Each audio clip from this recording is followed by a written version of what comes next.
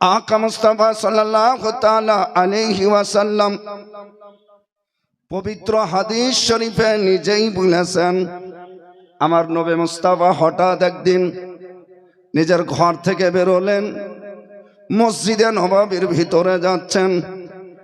দয়াল নবী মুস্তাফা মসজিদে নববীর গেটে দাঁড় হয়ে অবাক হয়ে গেছেন। সুবহানাল্লাহ, আর জোরে বলতে হবে সুবহানাল্লাহ। আরে চিল্লা বলেন সুবহানাল্লাহ। সুবহানাল্লাহ।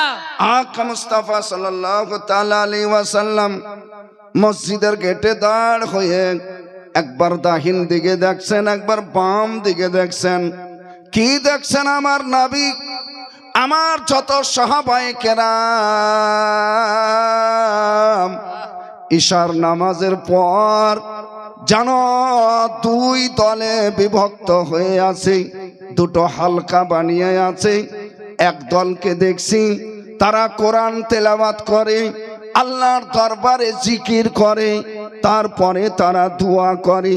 অন্য একটা দলকে দেখছি তাদের মধ্যে একজন শিক্ষক সেজেছেন, সবাই ছাত্র সেজে যেন লেখাপড়া করে। সুবহানাল্লাহ, সুবহানাল্লাহ। হে বেরাদার, আজ আমাদের কাজ কি?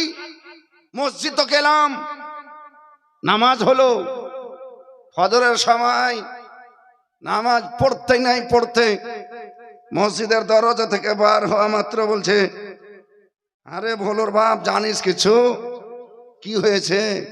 বলে বেটিটা পালিয়ে গেছে। মানে সব খবর এই বুড়াকে আছে। কোনদিন এমন হলো না যে নামাজ পড়তে যাচ্ছি, আজ ফজরের পর 5টা মিনিট ইমাম সাহেবকে নিয়ে ওখানে বসে দুটা ধর্মের আলোচনা করব, একটা সূরা শিখব। মোটামুটি 10 দিন পর, 15 দিন পর, কোন সময় তো লাগাতার জানাজা পড়তে দিতে হয়, মাটি দিতে হয়। মাত্র 3টা কথা, মিনহা খালাকনাকুম ওয়া ফিহা নুঈদুকুম ওয়া মিনহা নুখরিজুকুম তারাতান উখরা। সারা জীবন চলে গেল, মুখস্থ হলো না। একটা মৌলবীকে বা তালবিল ইলমকে কবরের সামনে দাঁড় হয়ে তার মুখ ফেনা ফেনা হয়ে যায় বলতে। কেন? আপনি 3টা কথা মুখস্থ করতে পারলেন না। আপনার কাছে মসজিদে বসার মোটেই সময় নাই। হে বেরাদার, আমার আকা আমার মুস্তাফার হাদিসে লেখা আছে, যদি কোনো নামাজি ওযু করেছে, নামাজ পড়ার উদ্দেশ্য বের হয়েছে, নামাজি নামাজ পড়েছে, ওযু করেছে, মান তাবাজ্জা ফা আহসানা ওযুআহু, যে ওযু করেছে আর খুব সুন্দরভাবে ওযু করেছে। ওযু করার সময় লক্ষ্য রাখতে হবে যে আমার এড়ি তো শুকনো হয়ে থাকলো না। প্রত্যেক উজুর আজাতে 3 ফোঁটা পানি যেন বহে যায়, তবে আপনার উজু হবে। আপনি শুধু চচর মচর করে উজু করিয়েন না। আমার নবী মুস্তাফা বলেন, মান তাবাজ্জা ফা আহসানা ওযুআহু, যে ব্যক্তি ওযু করলো আর খুব সঠিকভাবে ওযু করলো এবং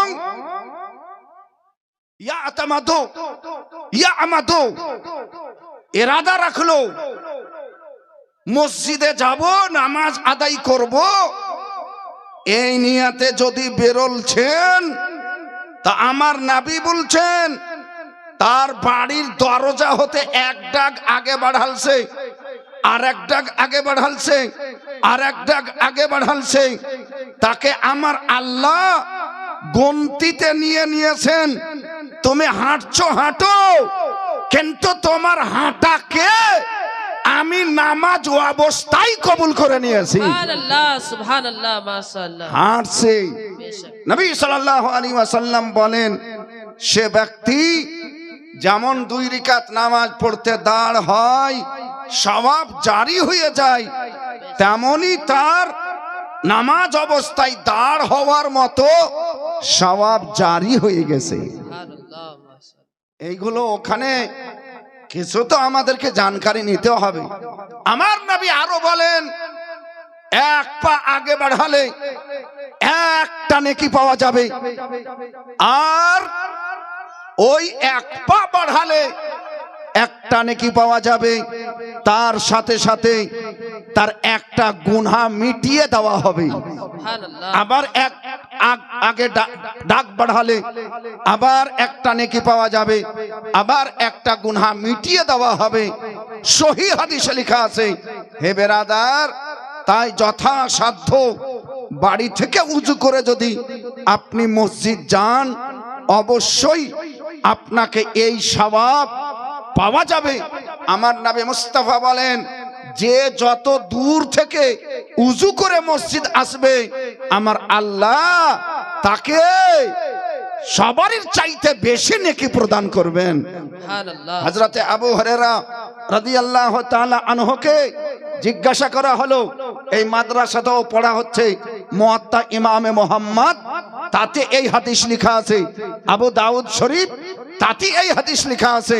হে বেরাদার, আকা মুস্তাফা সাল্লাল্লাহু তাআলা আলাইহি ওয়াসাল্লামের ফরমানে আলিশান যে ব্যক্তি এইভাবে নিয়াত করে যাচ্ছে, আর তার যদি নিয়াতে থাকে, তার যদি অন্তরে থাকে যে আমি মসজিদ যেয়ে নামাজ পড়ার আগে বা নামাজ পড়ার পরে মানুষকে কিছু শিখাবো বা কারো কাছে কিছু শিখবো, আর ওই লোকটা এই নিয়াত রেখেছেন, তো ওই লোকটার কদমের নিচে আল্লাহর ফারিস্তা নিজের পাখা বিছিয়ে বিছিয়ে দিয়েছে। সুবহানাল্লাহ সুবহানাল্লাহ মাশাআল্লাহ। আপনি মসজিদ যান শুধু নামাজ পড়ার জন্য নয়, তালিমের জন্য যেতে হবে। আমার রাসূলুল্লাহ সাল্লাল্লাহু আলাইহি ওয়াসাল্লামের হাদিস শরীফ, মসজিদে যে দেখছেন আমার নবী, তো দুইটো জামাত হয়ে আছে, দুইটো মজলিস বসে আছে মসজিদের ভিতরে। এক মজলিসের নামাজি কেমন নামাজি, যাদের ব্যাপারে আমার নবী সাল্লাল্লাহু আলাইহি ওয়াসাল্লাম বলেছেন, কিতাবের নাম নোট করেন, সুনান ইবনে মাজ্জাহ শরীফ, তাতে হাদিস লেখা আছে। আকা সাল্লাল্লাহু আলাইহি ওয়াসাল্লাম বলেন, লা তামাসসুন নারু মুসলিমান রাআনি। আর জোরে বলতে হবে সুবহানাল্লাহ। নবী আমার বলেন, জাহান্নামের আগুন সেই মুসলমানকে স্পর্শ করতে পারে না, জাহান্নামের আগুন সেই মুসলমানকে ছুঁইতে পারে না। সাহাবাদের চোখ বড় হয়ে গেছে, কান খাড়া করে দিয়েছেন। এমন কোন মুসলমান যাকে জাহান্নামের আগুন স্পর্শও করতে পারে না?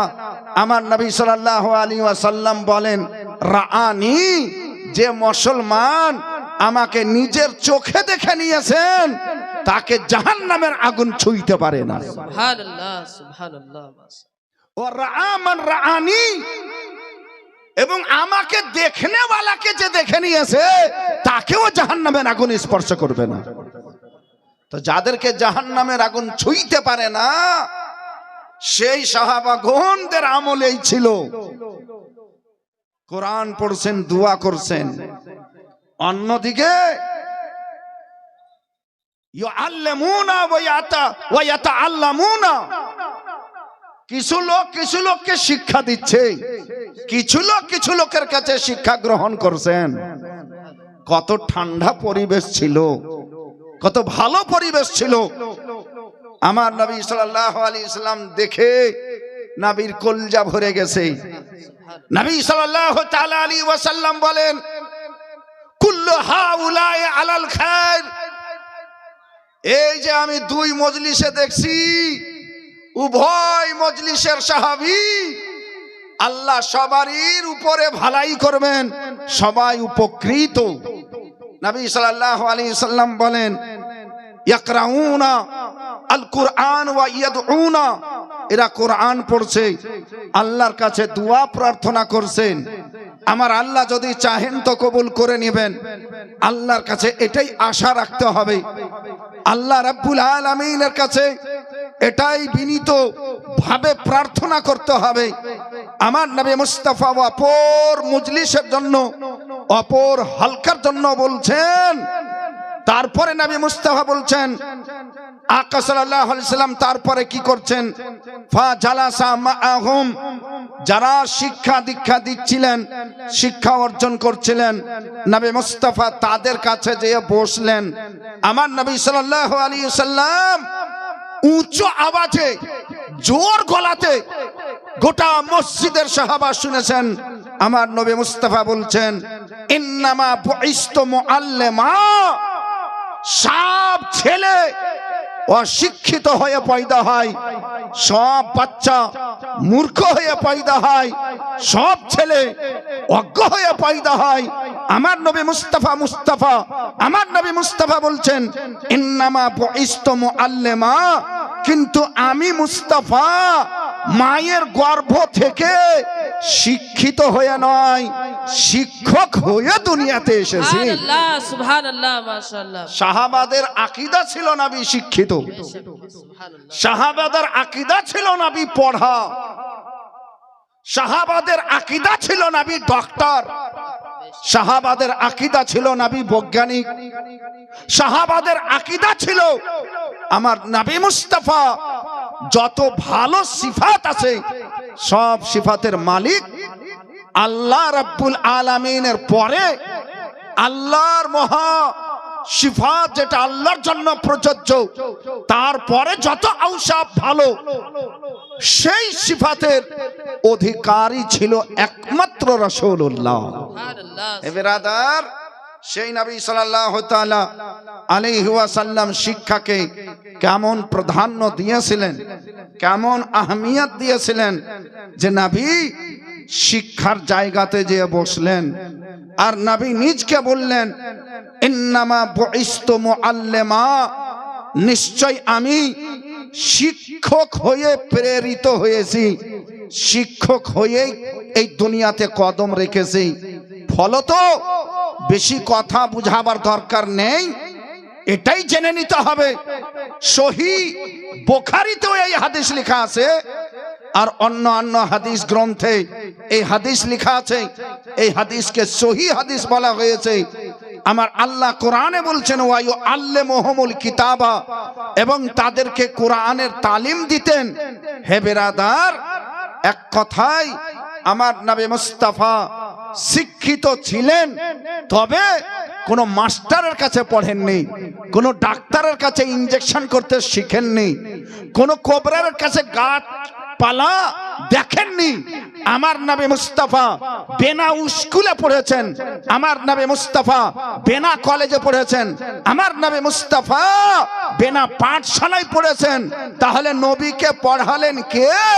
আর রহমান ও আল্লামাল কুরআন, আমার নবীকে স্বয়ং আমার আল্লাহ কুরআন পড়িয়ে দিয়েছেন। সুবহানাল্লাহ, মাশাআল্লাহ। প্রথমে যখন কোরআন নাজিল হলো, মাদ্রাসার হাফিজের ছেলেরা কোরআন মুখস্থ করে, মুখ লড়াই, মাথা লড়াই, গোটা দেহ লড়াই। আমার নবী সাল্লাল্লাহু তাআলা আলাইহি ওয়াসাল্লামও নিজের জুবান লড়াচ্ছেন, আমার নবীও ঝুঁকছেন। কারণ এক পৃষ্ঠা কোরআন জিবরাইল আমিন আল্লাহ পক্ষ হতে নবীকে শুনিয়ে দিয়েছেন, যেন না ভুলে যায়, মুখস্থ থেকে যায়। তাই মুখস্থ করার জন্য নবী সাল্লাল্লাহু আলাইহি ওয়াসাল্লাম এইভাবে হিলছেন আর মুখ লড়াচ্ছেন, জিহ্বা মোবারক লড়াচ্ছেন। আমার আল্লাহ রাব্বুল আলামিন জিবরিল আমিনকে তাড়াতাড়ি পাঠাচ্ছেন, যাও। আরে ঝুমকে বলিয়ে সুবহানাল্লাহ।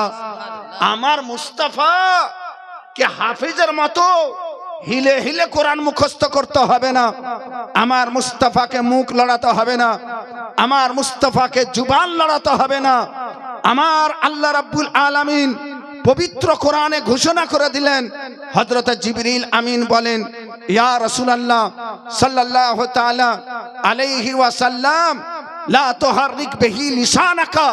ইয়া রাসূলুল্লাহ, আপনি নিজের জুবানকে হিলায়েন না। আল্লাহ রাব্বুল আলামিন ওয়াদা করে নিয়েছেন যে আল্লাহ আপনার বুকে ইলম এবং কোরআন ঢেলে দিবেন। যারা ঝুমকে বলিয়ে সুবহানাল্লাহ। আমার আল্লাহর ওয়াদা আছে, ইন্না আলাইনা জামআহু ওয়া কুরআনাহু। হে আমার মুস্তাফা, এটা আমার দায়িত্ব। ইন্না আলাইনা জামআহু, কোরআনকে আপনার হৃদয়ে আমি জমিয়ে দিব, আমি ঢেলে দিব, আমি ভরে দিব এবং আপনাকে পড়িয়ে দিব। ওয়া বায়ানাহু, তার তরজমা তাফসীর সমস্ত জিনিস আপনার বুকে অটোমেটিকলি চলে যাবে। আর এমন ভাবে আমি ভরে দেব, হে মুস্তাফা, সারা জগতের মানব জাতি একটা না একটা নোক্তা কোনোদিন ভুলবে, কিন্তু মুস্তাফা তুমি জীবনে কোনোদিন ভুলবে না। হে বেরাদার, এই রকম শিক্ষক ছিলেন নবী, যাকে আমার আল্লাহ স্বয়ং পড়ালছেন, যাকে আমার পরবর্তীকারে আলাম বলে দিয়েছেন, ইন্না আলাইনা জামআহু ওয়া কুরআনাহু। যাই হোক বন্ধুগণ আমার, শিক্ষা কত বড় গুণ আছে যে আমার নবী সাল্লাল্লাহু আলাইহি ওয়াসাল্লাম জিকির করনেওয়ালার কাছে যেয়ে বসেননি, দুয়া করনেওয়ালার কাছে যেয়ে বসেননি।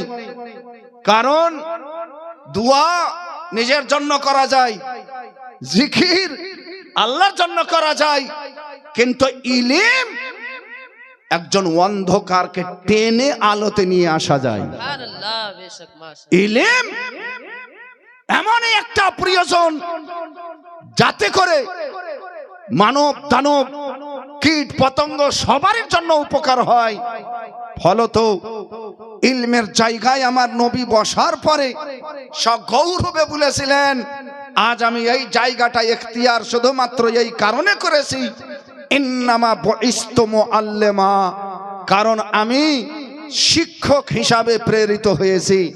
আগে বাড়ছি ইনশাআল্লাহ, একবার মন থেকে দুরূদ পড়েন, আল্লাহুম্মা সাল্লি আলা সাইয়্যিদিনা মাওলানা মুহাম্মদ ওয়া আলা আলি সাইয়্যিদিনা মাওলানা মুহাম্মদ সাল্লাল্লাহু তাআলা আলাইহি ওয়াসাল্লাম। কোরআন, হাদিস, ইজমা, কিয়াস, চারটি উসুল আহলে সুন্নাত ওয়াল জামাত, বিশেষভাবে আমভাবে মুসলমান আমাদের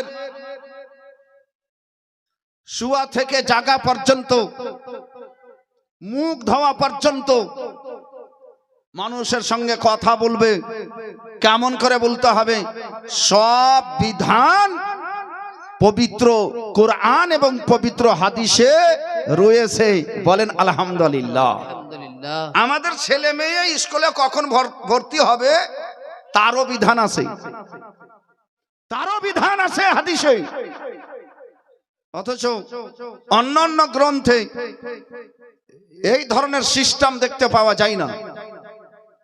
আপনি 4 বছরের ছেলে একটা নার্সারিতে নিয়ে গেলেন, বয়স কত? 4 বছর, ভর্তি হবে না। কেন ভর্তি হবে না?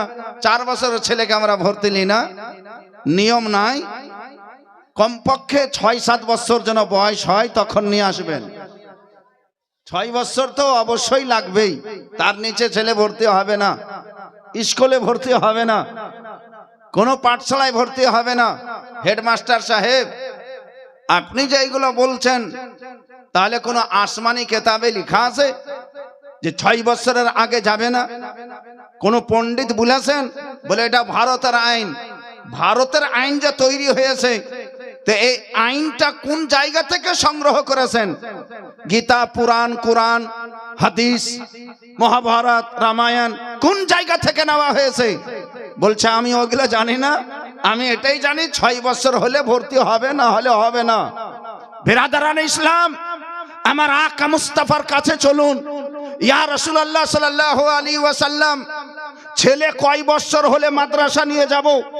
ছেলে কয় বছর হলে মসজিদ নিয়ে যাব? ছেলে কয় বছর হলে তাকে শিক্ষা দেওয়া যাবে?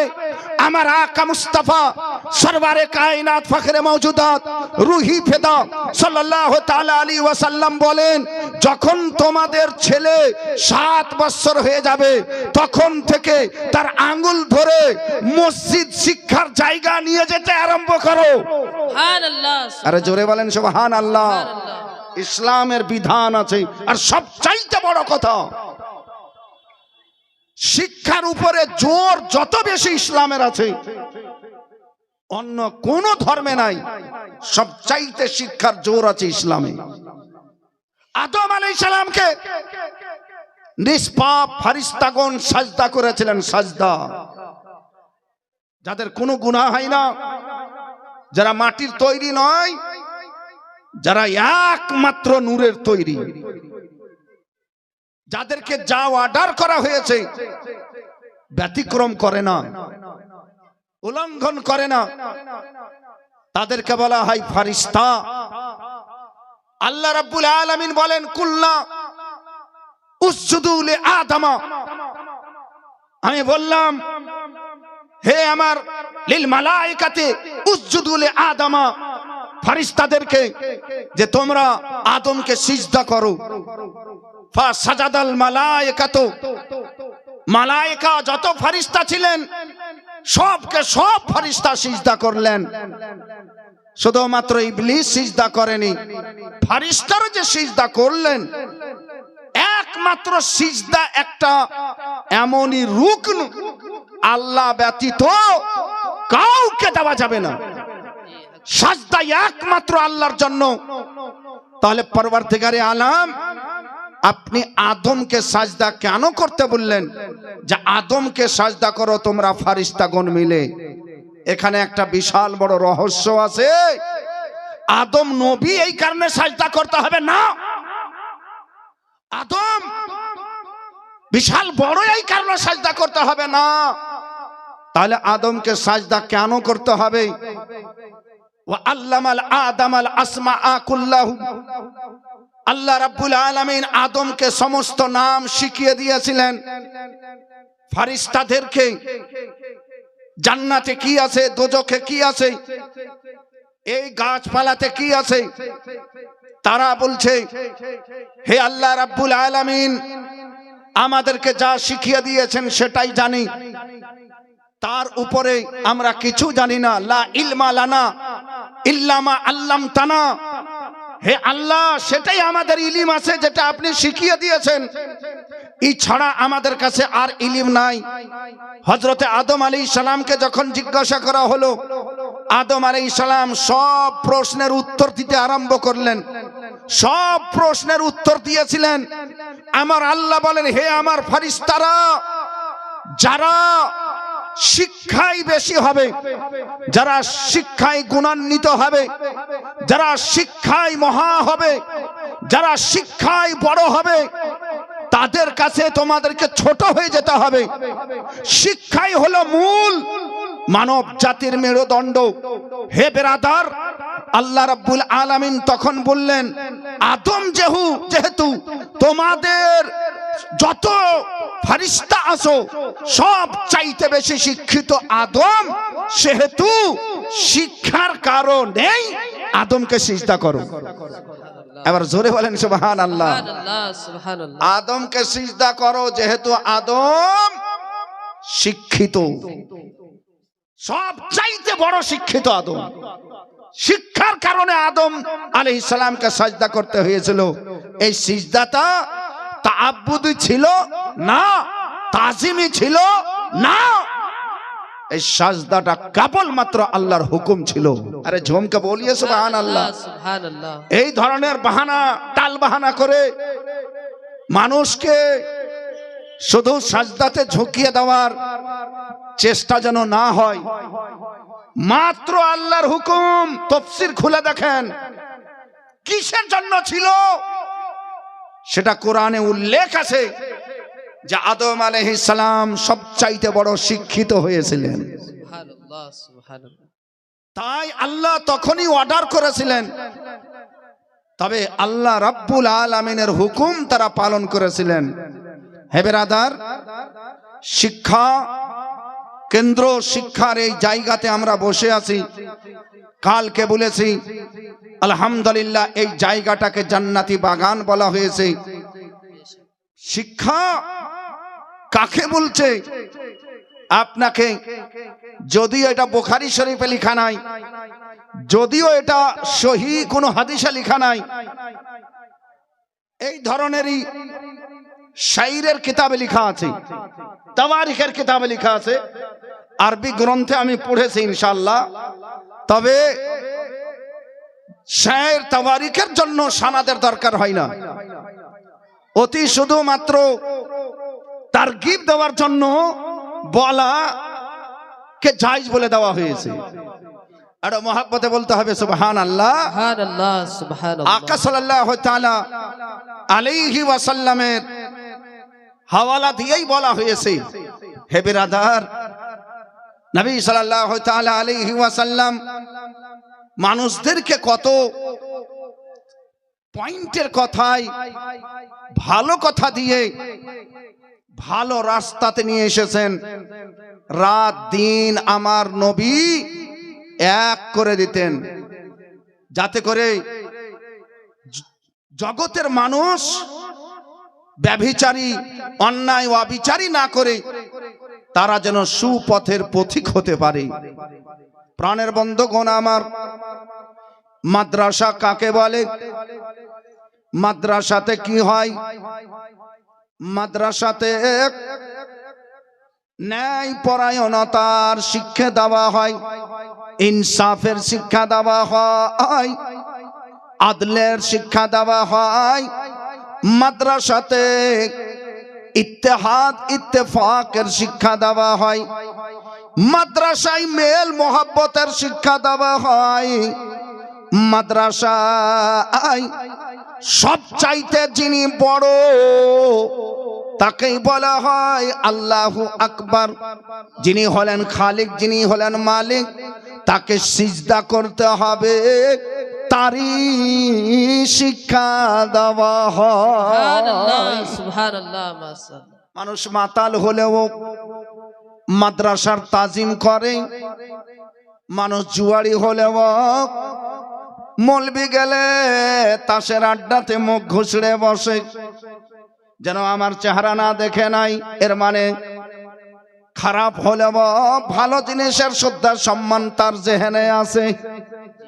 প্রাণের বন্ধুগণ আমার, একজন লোক জীবনে কিছু করতে পারেনি, হঠাৎ করে ইন্তেকাল হয়ে যাবে, তার আগে বুঝতে পেরে গেছে আমার আর জীবনের আয়ু শেষ। বিবিকে বলছে, বিবি রে, মারা গেলে আমার যদি ছেলে জন্মগ্রহণ করে, তুমি গর্ভবতী, তাহলে তাকে মাদ্রাসায় ভর্তি করে দিও। প্রাণের বন্ধুগণ আমার, মায়েরা বোনেরা গো, ওই লোকটা এই কয়েকটা কথা বলে ইন্তেকাল করে যাচ্ছেন। মা জননী কিছুদিন পরে একটা ছেলে, বাচ্চা ছেলে, নূরের মতো জ্বলে, সুন্দর ছেলে, এত গঠন ভালো, যেই কেউ দেখে অবাক হয়ে যায়। বলে, বিবে, তোমার ছেলে খুব সুন্দর ছেলে হয়েছে। এই ছেলে ধীরে ধীরে বড় হলো, প্রায় 6 বছর বয়স এরকম হয়ে গেছে। মা জননী ছেলেকে বলছে, বেটা, তোমার বাবা জীবনে বেঁচে নাই, তোমাকে আজ পর্যন্ত কেউ কোথাও নিয়ে গেল না, চলো আমি তোমাকে আজ বিশাল বড় বিল্ডিং দেখিয়ে নিয়ে আসি। সুবহানাল্লাহ, সুবহানাল্লাহ, মাশাআল্লাহ। তার স্বামী বলেছিলেন, যখন বড় হবে, আমি জীবনে কিছু করতে পারলাম না, কমপক্ষে আমার ছেলেকে তুমি মাদ্রাসায় ভর্তি করে দিও। সুবহানাল্লাহ, সুবহানাল্লাহ। মাদ্রাসায় নিয়ে যেয়ে সে ছেলে যেন কোরআন পড়ে। অনেক রকমের চেষ্টা করেছে, বিল্ডিং তৈরি করব, কাকে মার্ডার করে দিয়েছি, কোথায় ছিনতাই করেছি, কিন্তু কার্যকারী হয়নি। আমার মনের আশা নারায়ে তাকবীর, আল্লাহু আকবার, নারায়ে রিসালাত, ইয়া রাসূলুল্লাহ। একখানা কোরআন শরীফ দিয়েছেন আর 500 টাকা। কি নাম আপনার? সুবহানাল্লাহ। শমীজউদ্দিন সাহেব। মাশাআল্লাহ, আলহামদুলিল্লাহ। হে বেরাদার, সেই মা তার স্বামীর কথা স্মরণ করে আজ আমার ছেলেকে আমি মাদ্রাসায় নিয়ে যাব। নিয়ে যাচ্ছেন মাদ্রাসায়। মা জননী হাঁটছেন, ছেলেকে নিয়ে হাঁটছেন, বহুত দূর পর্যন্ত চলে এসেছে। ছেলে বলছে, মা পায়ে লাগছে, মা আর যেতে পারবো না। মা মা তো মাই হয়। অত বড় ছেলেকে মা জননী আবার কোলে তুলেছেন। যারা ঝুমকে বলিয়ে সুবহানাল্লাহ। মাশাআল্লাহ। সামনে এই যে গেট দেখতে পাচ্ছেন আপনাদের মাদ্রাসা গাউসিয়া মানজারে ইসলামের, এই রকম একটা গেট লাগানো রয়েছে। গেটের সামনে মা জননী দাঁড় হইয়াছেন। ছেলে বলছেন, আম্মা জান গো, এটা কার বাড়ি মা? মা বলছেন, এটা হলো রাসূলুল্লাহর বাড়ি। সুবহানাল্লাহ, সুবহানাল্লাহ। মাশাআল্লাহ। কলেজা আমি তোমাকে এখানে নিয়ে এসেছি কিসের জন্য মা? একটু পরে বলছি বেটা, তবে মা গেট যে বন্ধ আছে। মায়ের কলেজা কেঁপে উঠছে, হুকরে মা কেঁদে যাচ্ছেন। ছেলে আঁচল ধরে টানে, মা কাঁদেন কেন? মা হঠাৎ আপনাকে কি হয়ে গেল? মা আর কথা বলতে পারছেন না। মায়ের চোখের অশ্রু থামে না, মা বাঝর নয়নে কাঁদেন। বাচ্চা ছেলে মায়ের কাঁদনে জোর জোর করে কাঁদতে লেগেছে। ভিতর থেকে মাওলানার কানে আওয়াজ যায়, ছুটে আসেন, দরজা খোলেন। সামনে দেখতে পাওয়া যায় একজন বোরকা পরা মেয়ে মানুষ। যেমন দেখলেন সালাম দিলেন, মাগো আপনার ছেলে আমাদের মাদ্রাসার গেটে এসে কাঁদে কেন? আম্মা জান কথা বলতে পারছেন না, মা কথা বলেন। ফিফরে হয়ে মা বলতে লাগলেন, আজ পর্যন্ত আমি পর পুরুষের সামনে দাঁড়িয়ে কথা বলিনি। যে দায়িত্ব আমার স্বামীর ছিল, আজকে আমাকে নিজে করতে হলো। আমার স্বামী নাই, মারা গেছে। আমার এই ছেলেটা এতিম। আমার স্বামী স্বপ্নে নয় শয়নে ভুলে গেছেন। বিবি যদি আমার বেটা হয়, এদিক সেদিকে কোথাও নয়, আমার ছেলেকে মাদ্রাসায় দিও। সুবহানাল্লাহ, সুবহানাল্লাহ। ও মাওলানা, আজ আপনার কাছে আমি এই ছেলেকে রাখতে এসেছি।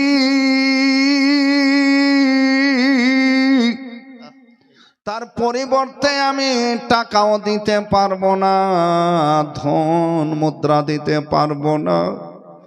দয়া করে আমার এতিমটাকে আপনার মাদ্রাসাতে রেখে নিন। সুবহানাল্লাহ। মাওলানা বললেন, আপনি চিন্তা করিয়েন না, বাড়ি যান। আজ থেকে এর ওস্তাদের সাথে সাথে আমি একে নিজের বেটা বলে গ্রহণ করলাম। ঝুমকে বলিয়ে সুবহানাল্লাহ। একটা এতিমের মাথায় সহানুভূতির হাত যদি বলা যায়, একটা এতিমের মাথায় রহমের হাত যদি বলা যায়, দয়ার হাত যদি বলা যায়, একবার যদি আদর করা যায়, তো আমার নবী মুস্তাফা সাল্লাল্লাহু তাআলা আলাইহি ওয়াসাল্লাম বলেন এত সওয়াব দিয়ে যাবে, এত সওয়াব দেওয়া হবে যে সেই ব্যক্তি নিজের সওয়াব গুনতে পারবে না। সুবহানাল্লাহ সুবহানাল্লাহ। এইভাবে ছেলেটাকে ধরে আমার নবী মুস্তাফা নিজের বুকে জড়িয়ে ধরেছে। চলো বাপ, আজ থেকে তুমি আমার কাছে থাকবে, এই মাদ্রাসায় থাকবে, এখানে খাবে, এখানেই ছুটবে, খেলবে, এখানেই তুমি পড়বে। হে বিরাদার, তার মা রেখে চলে গেছেন। এই বাচ্চা ছেলেকে উস্তাদ সাহেব নিয়ে পড়তে বসেছেন। বাড়ি থেকে কোনো বই পুঁথি নিয়ে আসেনি। কি পড়ো বেটা? হুজুর আমি আজ পর্যন্ত কোনো বই দেখিনি। কায়দা নিয়ে আসা হলো, যেই কিছু পড়া ছিল, পড়া হচ্ছিল, সেই কিতাব তার সামনে নিয়ে আসা হলো। বলো বিসমিল্লাহির রহমানির রহিম। সুবহানাল্লাহ আরে জোরে বলেন একবার বিসমিল্লাহির রহমানির রহিম। সুবহানাল্লাহ। বলেন একবার ভালো করে, স্পষ্ট করে, বিসমিল্লাহির রহমানির রহিম। বিসমিল্লাহ, শুধু বিসমিল্লাহটা হলো বিসমিল্লাহির রহিমের নাম। কুল্লু আমরিন জিবালিন লাম ইউবদা বিইসমিহি তাআলা ফাহুয়া আক্তাউ ওয়া আবতারু। সহিহ মুসলিম শরীফের হাদিসে লেখা আছে, প্রত্যেক কাজের প্রারম্ভে বিসমিল্লাহির রহমানির রহিম বলে শুরু যদি না করা যায় তাহলে সেই কাজটা অসম্পূর্ণ থাকে, সেই কাজটা আধুরা থাকে, পূর্ণ হয় না। আপনি রিকশা চালক মুঠো ধরা মাত্রই বলবেন বিসমিল্লাহির রহমানির রহিম। সুবহানাল্লাহ। আপনি খেতে বসেছেন, বলবেন বিসমিল্লাহির রহমানির রহিম। মা হাঁড়িতে চাল দিবে, বলবে বিসমিল্লাহির রহমানির রহিম। বাড়ি থেকে বেরোবেন, বলবেন বিসমিল্লাহির রহমানির রহিম। যেই কোনো ভালো কাজে তার শুরুতে বলতে হবে বিসমিল্লাহির রহমানির রহিম। উস্তাদ সাহেব তার জীবনের পহিলা একটা সবক দিবেন, একটা শিক্ষা দিবেন, তার জন্য তাকে বুলাচ্ছেন বিসমিল্লাহির রহমানির রহিম। ওই ছেলেটা পড়ছে বিসমিল্লাহির রহমানির রহিম। কথা এখানে থাক, তার বাবা মারা গেছে, কোথায় আছে? জাহান্নামে আছে। কোথায় আছে? দোজখে আছে। নেকির কাজ করতে পারেনি, হামেশা গুনাহের কাজ করেছে। নামাজ জানতো না, রোজা জানতো না, শুধুমাত্র লাফাঙ্গাগিরি করেছে। ফলত সব চিন্তা করে তার বিবিকে ভুলে গেছিল, আমার ছেলেকে মাদ্রাসায় দিও। আমার ছেলে মাদ্রাসায় যদি পড়ে, একজন আলিম সেজে যায়, গ্যারান্টি আছে এই আলিম জীবনে কোনোদিন মদ খাবে না। সুবহানাল্লাহ। আরে ঝুমকে বলো সুবহানাল্লাহ। সুবহানাল্লাহ। গ্যারান্টি আছে মুফতি সাহেব জীবনে কোনোদিন শরাব পান করবে না। গ্যারান্টি আছে মুফতি সাহেব কোনোদিন সুদ খাবে না। গ্যারান্টি আছে। কিসের গ্যারান্টি আছে? আমার আল্লাহ রাব্বুল আলামিন পবিত্র কোরআনে গ্যারান্টি দিয়ে কথা বলেছেন, ইন্নামা ইয়াখশাল্লাহ মিন ইবাদিহিল উলামা। সবচাইতে বেশি প্রকৃত পক্ষে যদি আল্লাহকে বলে কেউ ভয় করে, সে হলো আলিমে রব্বানি। যারা ঝুমকে বলো সুবহানাল্লাহ। সুবহানাল্লাহ সুবহানাল্লাহ মাশাআল্লাহ। হাক্কানি আলিম যদি আমার বেটা হয়ে যায়, আমার অবস্থা যা হবে হবে। কমপক্ষে হাসরের ময়দানে আমার ছেলের মুখ আমি উচ্চা দেখতে পাই। আরে ঝুমকে বলিয়ে সুবহানাল্লাহ। বিরাদার, আপনি যতই ঠান্ডাতে থুরথুরিয়ে বসে আছেন, বেটা রাগ করে চলে গেছে, আপনিও তার উপরে রাগ করে আছেন। হঠাৎ করে খবর আসলো এসএসসিতে পরীক্ষা দিয়েছিল, বেটা পাস হয়ে গেছে, বেটার হাই